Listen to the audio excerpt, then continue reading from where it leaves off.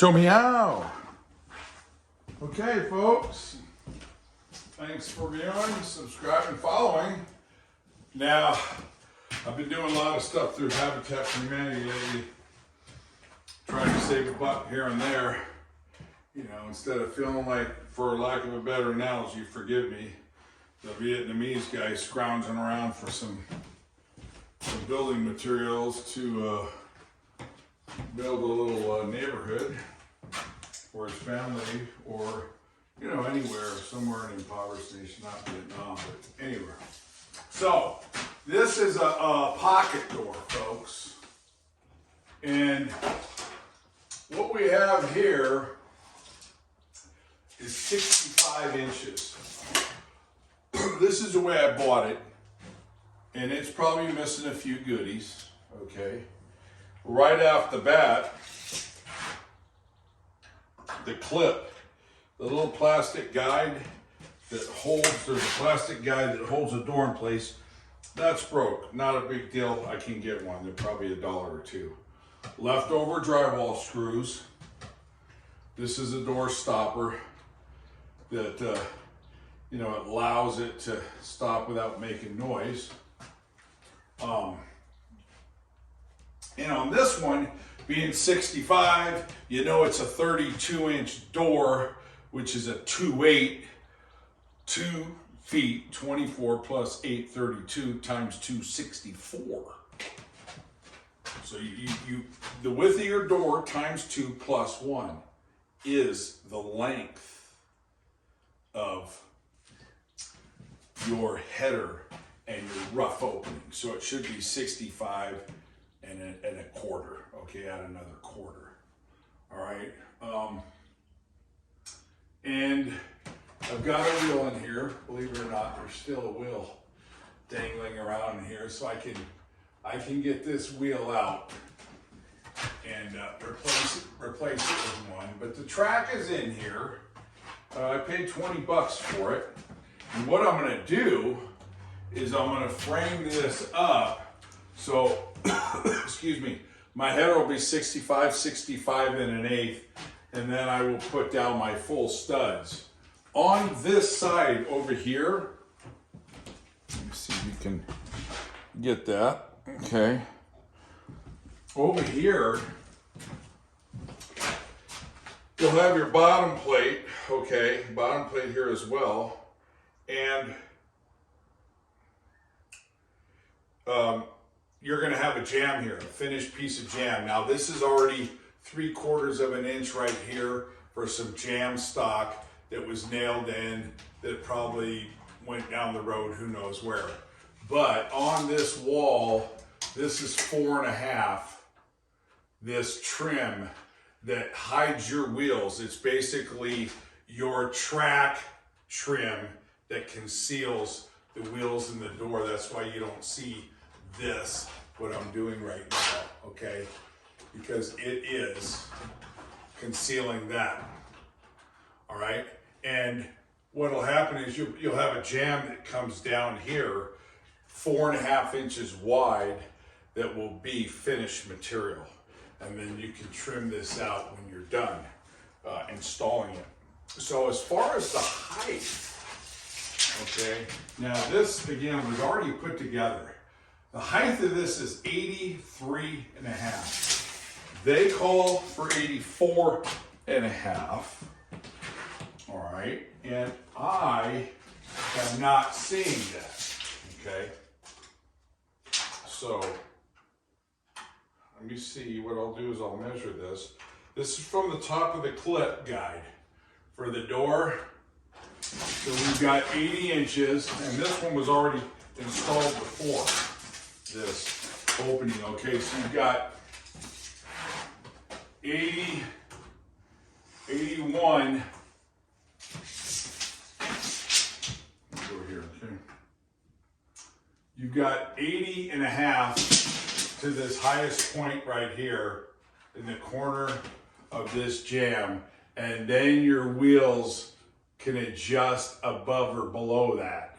So your door is hitting this, you're not going to be able to see the wheels or anything. So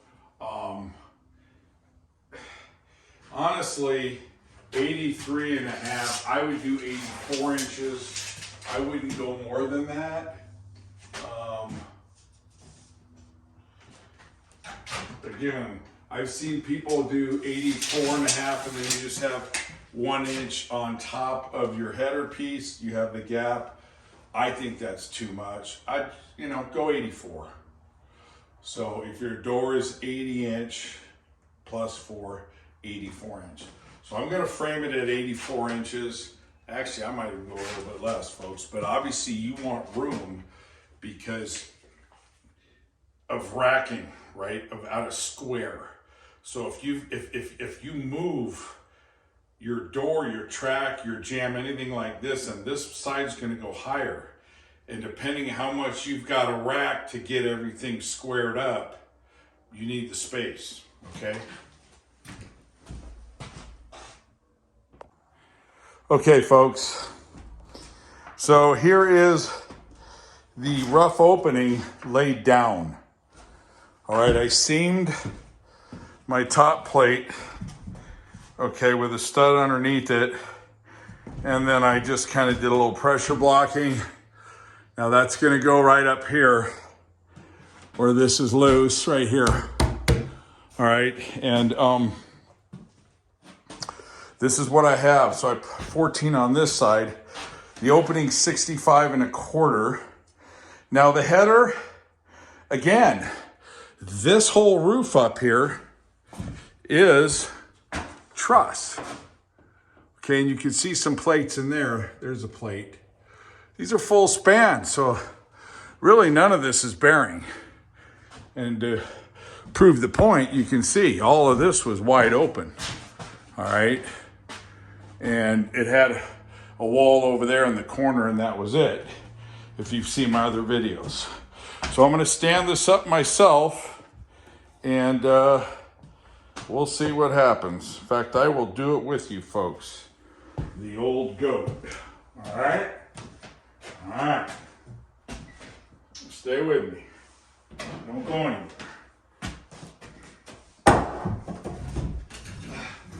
It's gonna be tough because I'm on an angle. Right? Hopefully I don't kick the camera out. We don't want to do that. All right, now remember,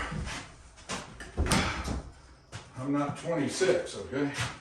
All right, now I'm gonna have to tuck it in here first. Okay, so I'll swing this out, and I should probably ditch the pocket door. No sense in leaving that in the way. Hopefully you folks won't go anywhere. So what I want to do is stick it in here. Now, I've made a little bit of a boo-boo, and I'm going to cure it, so hang tight. I forgot to put a little backing here, all right? I got the carriage in front of the horse, so hang tight. Okay, real quick, all right?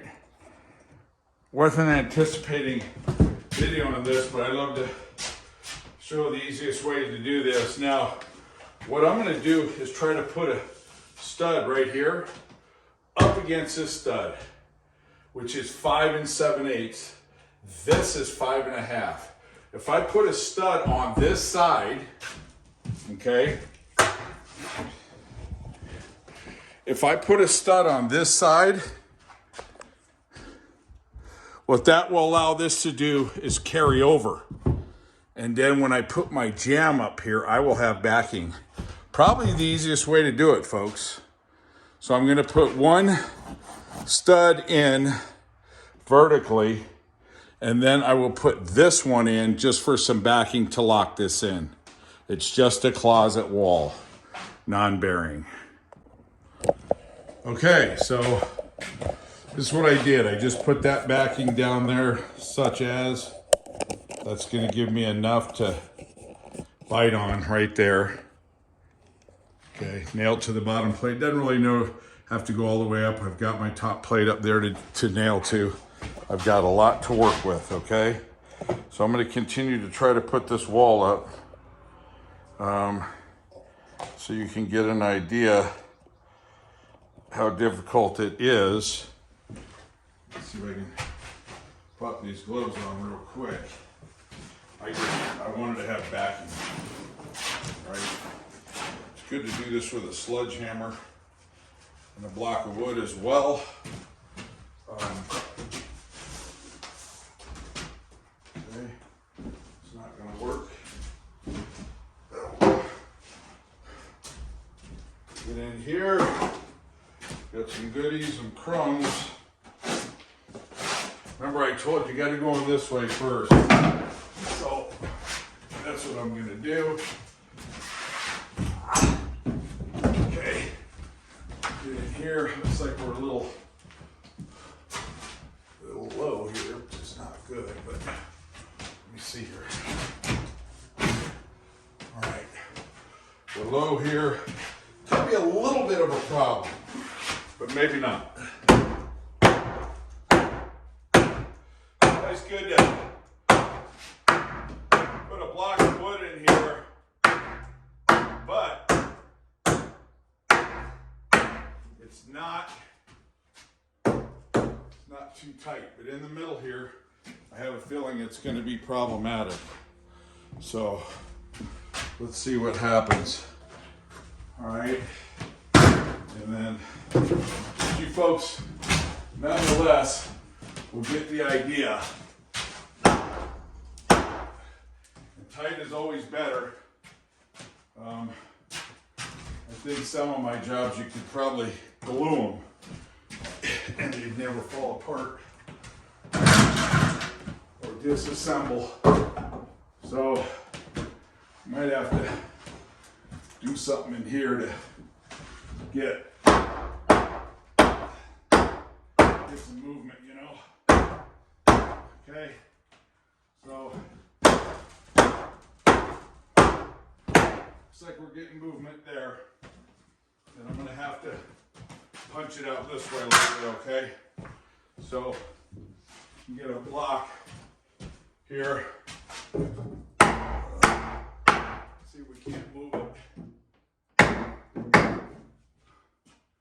Might be a little bit of a problem, but we got some a long ways to go here, folks.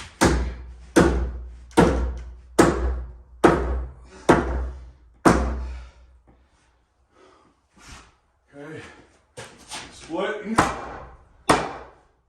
My scab on here is struggling, so that's unfortunate. That was my fault because I forgot that I had that going on. But it's working out good, folks. As you can see, we're in like Flynn. All I gotta do is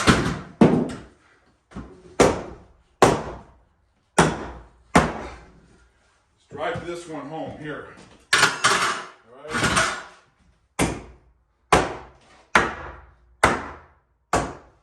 And it's coming along. What I'll do is I'll put a block on that and I will show you what's happening. Let me get something on here real quick. Flat block.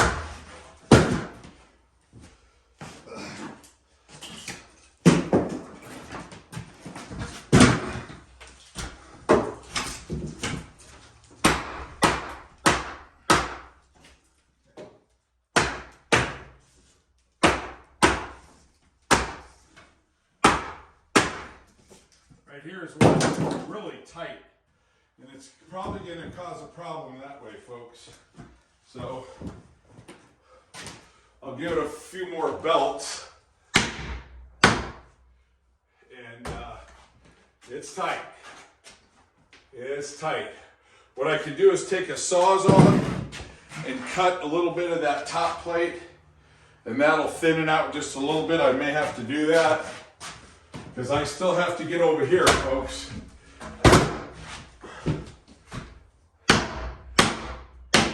If this moves, I'm okay. It's cracking though, but it's moving.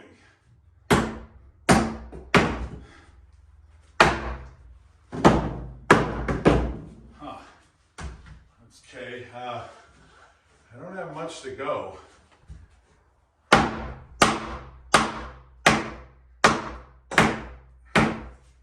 Sure working this to death though. But I'll tell you what, folks, I'm almost there. It's a little tight. We want them tight. This one might be a little too tight, but hey, we'll take it.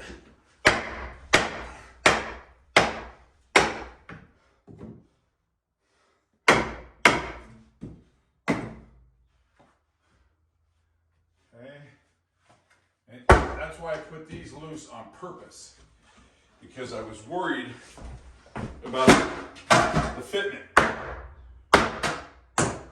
This is good.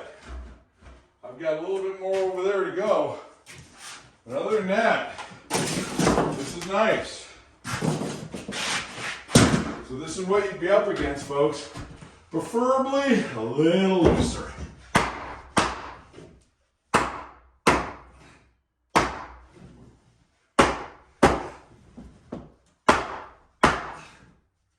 Right in here. I may have to trim it, like I said. If I do, I will show you that. Okay? And if it's a little too tight, trim it. That's what I'm going to do.